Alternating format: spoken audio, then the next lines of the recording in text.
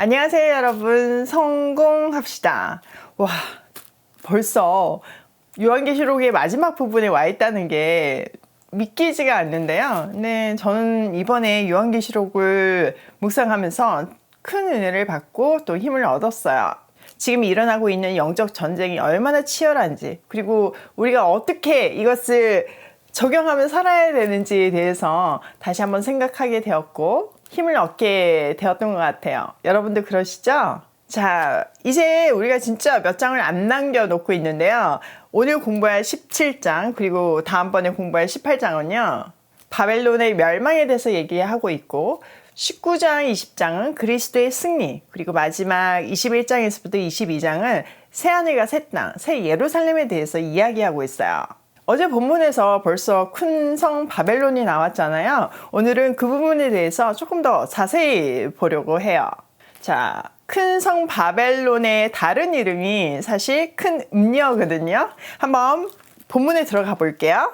1절, 또 7대접을 가진 7천사 중 하나가 와서 내게 말하여 이르되 이리로 오라. 많은 물 위에 앉은 큰 음녀가 받을 심판을 내게 보이리라. 앞에 7대접은 마지막 재앙이었죠. 이 7천사 중 하나가 요한에게 와서 큰 음녀가 받을 마지막 심판에 대해서 보여주겠대요. 이 음녀는 누구일까요? 이 음녀가 굉장히 중요한데요. 어떤 사람이 글을 쓰다가 상징을 사용할 때는요, 그 상징이 잘못 해석되기를 원하지 않잖아요. 그래서 그 상징을 정확하게 해석할 수 있는 힌트를 본문 속에 숨겨놓거든요. 이 음녀가 중요하다 보니까 사도 요한이 18장에 유독 이 음녀를 바르게 해석할 수 있는 안전장치를 8개나 넣어놨어요. 절대 잘못 해석할 수가 없는 거죠. 자, 그러면 우리가 이제 본문 속에서 하나씩 찾아볼 건데요. 이 음녀는 큰 바다 위에 앉아 있대요. 이 많은 물은요, 우리가 마시는 물을 얘기하는 것이 아니라 온 세상을 의미해요. 이 물에 대한 안전장치로 15절에 아주 명확하게 풀어서 얘기하고 있거든요. 한번 보면요. 또 천사가 내게 말하되 내게 본 바 음녀가 앉아있는 물은 백성과 무리와 열국과 방언들이니라. 그러니까 이게 아주 클리어하죠. 온 세상 모든 민족을 얘기하는 거예요. 그런데 이 음녀가요, 지금 이 물 위에 앉아있대요. 그러니까 이 말은 이 많은 사람들을 다스린다는 의미죠. 이 세상이 이 음녀의 영향력 아래에 있다는 뜻이에요. 그러니까 이 음녀가 많은 나라를 통치하고 지배한다는 뜻인데 떠오르는 거 있나요? 하나 더 힌트를 준다면 당시 요한이 살던 시대를 떠올려야 되겠죠. 네, 맞아요. 이 음녀는 로마를 얘기하고 있어요.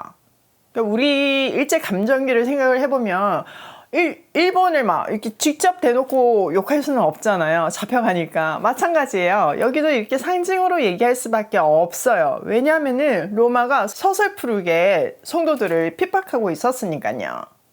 이 음녀인 로마 제국은요, 하나님을 거역하는 많은 일들을 했어요. 그 대표적인 것이 황제 숭배죠. 그 영향력이 로마뿐만 아니라 로마가 지배하는 많은 나라에까지 미쳤다는 뜻이죠.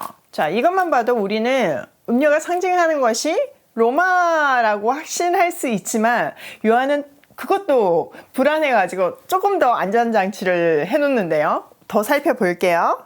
2절, 땅의 임금들도 그와 더불어 음행하였고 땅에 사는 자들도 그 음행의 포도주에 취하였다 하고, 세상의 왕들도요, 이 여자와 더불어 음행했대요.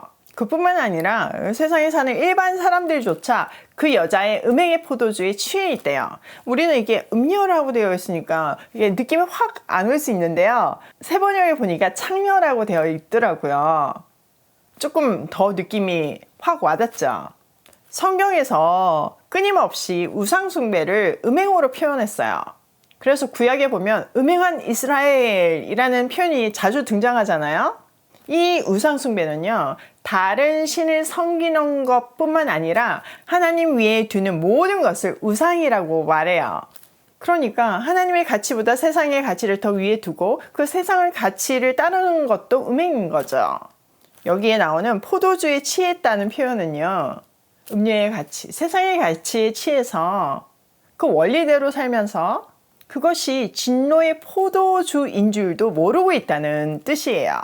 자, 3절. 곧 성령으로 나를 데리고 광야로 가니라. 내가 보니 여자가 붉은빛 짐승을 탔는데 그 짐승의 몸에 하나님을 모독하는 이름들이 가득하고 7 머리와 10뿔이 있으며 그 여자는 자주빛과 붉은빛 옷을 입고 금과 보석과 진주로 꾸미고 손에 금잔을 가졌는데 가증한 물건과 그의 음행에 더러운 것들이 가득하더라. 이 음녀의 정체를 더 구체적으로 보여주고 있죠. 성령이 이 음녀의 심판을 보여주려고 요한을 광야로 데리고 갔어요. 여기서 광야는요, 사탄이 통치하고 활동하는 공간이에요. 요한은 이 광야에서 여자가 붉은 옷을 입고 붉은색의 짐승을 탄 것을 보았어요. 더 정확하게는 자주와 붉은 빛깔의 옷을 입고 있죠. 당시 자주색은요, 부와 권력과 높은 지위를 상징했어요. 그리고 보니까 이 음녀는 엄청 사치스러워요. 금과 보석과 진주로 꾸미고 손에 금잔을 들고 있는데 그 속에 가증한 것과 음행의 더러운 것들이 가득 차 있었어요. 이 붉은 짐승도요, 음녀를 해석하는데 굉장히 중요한 단서예요.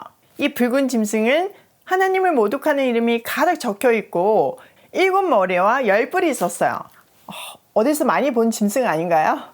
네, 맞아요. 13장에서 바다에서 나오는 그 짐승이에요. 이 짐승은 사탄에게 권세를 받은 짐승이었죠. 머리가 7개, 뿔이 10개. 이거는 전형적인 하나님을 괴롭히는 존재에 대한 상징이에요. 이거는 다니엘서부터 그 근거가 있죠. 자, 여기서 보니까 여자와 짐승은요, 같은 색깔의 옷을 입고 같은 색깔이에요. 이것으로 그들이 동맹 관계임을 보여주죠. 또 로마 제국이 사탄의 지배를 받고 있다는 것을 알 수 있어요. 더 나아가서 이 사탄의 영향력은 로마뿐만 아니라 로마가 지배하고 있는 그 지배국까지 다 통치를 하고 있다는 것도 알려주고 있죠. 자, 이들의 영향력과 가치는 한마디로 사치스러워요. 그리고 엄청 화려하죠. 세상에서 성공한 것 같이 보여요. 그런 모습에 사람들은 눈이 혹하는 거예요. 선망의 대상이 되어 그걸 쫓게 되는 거죠. 그러나 그 화려하기 그지없는 그 잔 안에는 하나님을 거역하는 더러운 것들이 가득했어요. 자, 5절. 그의 이마에 이름이 기록되었으니 비밀이라 큰 바벨론이라 땅의 음녀들과 가증한 것들의 어미라 하였더라. 또 내가 보매 이 여자가 성도들의 피와 예수의 증인들의 피에 취한지라. 내가 그 여자를 보고 놀랍게 여기고 크게 놀랍게 여기니. 자, 이 큰 음녀의 이마에는요, 땅의 음녀들과 가증한 것들의 어미라고 적혀 있었어요. 이 문구 자체가 그 여자의 죄를 알려주고 있죠. 그리스도를 우리가 만왕의 왕, 만주의 주라고 부르잖아요. 근데 이 음녀도 비슷하게 음녀의 어미래요. 그리스도를 흉내내고 있음을 볼 수 있어요. 그런데 이 음녀는요, 많은 사람들을 핍박하는 것이 아니라 유독 성도들의 피와 예수의 증인들의 피만 취해요.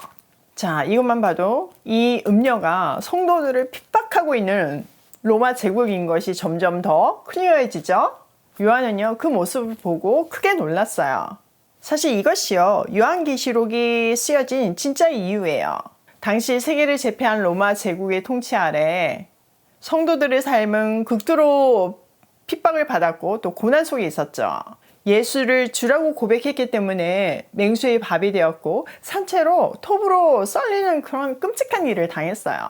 그것도 본인뿐만 아니라 사랑하는 가족, 더 나아가서 자녀가 그런 고통을 당하는 것을 보면 진짜 뭐 어떻게 견딜 수 있겠어요. 너무나 끔찍한 고난인 거죠. 그런 극도의 고통을 겪으면서 믿음을 지킨다는 것은 상상을 초월하는 힘듦이었어요. 그렇기 때문에 믿음이 흔들릴 수밖에 없었고 달콤한 해유에 신앙을 포기하고 싶은 마음도 생겼어요. 또 하나 가장 근본적으로 그들을 흔드는 것은 하나님이 왜 이 상황에 침묵하시냐는 것이었죠.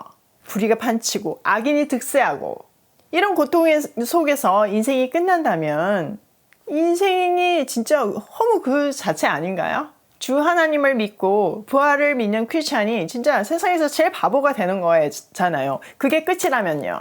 이때 요한에게 이 그림을 보여주시며 이게 끝이 아니다. 내 공의는 반드시 실현되고 그들은 반드시 영원한 심판을 받게 될 것이다. 그러니까 힘을 내라. 시선을 하늘에 고정시키고 견뎌라. 이렇게 말씀하시는 거예요.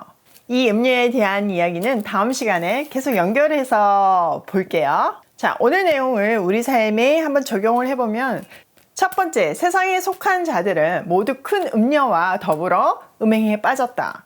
그러니까 여러분, 세상의 화려함과 그 세상의 가치에 휘둘리지 말아야 돼요. 그거는 음료와 음행이 빠졌다고 지금 표현하고 있는 거예요. 두 번째, 내가 거절해야 하는 세상의 화려한 유혹은 무엇인가? 사람마다 약한 부분이 있잖아요. 너무 화려하고 뭐 그런 걸 보면 마음이 흔들릴 수도 있죠. 여러분을 흔들고 있는 음료의 화려한 유혹은 무엇인지 한번 점검해보고 또 그 영역을 단도리 하는 시간이 되면 좋겠어요. 세 번째, 세상의 모든 악이 힘을 모아서 성도를 대적하고 있음을 기억하자. 여러분, 이 싸움은 진짜 그냥 뭐 대충 하는 싸움이 아니에요. 악한 힘들이 사력을 다해서 다 힘을 모아가지고 성도를 대적하고 있어요. 이럴 때일수록 우리는 믿음으로 바로 서서 우리도 하나님의 자녀끼리 힘을 모아서 그 세력을 대적해야 하는 거죠. 사람이 사람답게 살 수 있도록 참 행복이 무엇인지를 알려주는 우리가 되면 좋겠어요. 오늘도 음료의 화려한 유혹을 거절하며 하나님의 자녀의 발걸음으로 고고싱해요.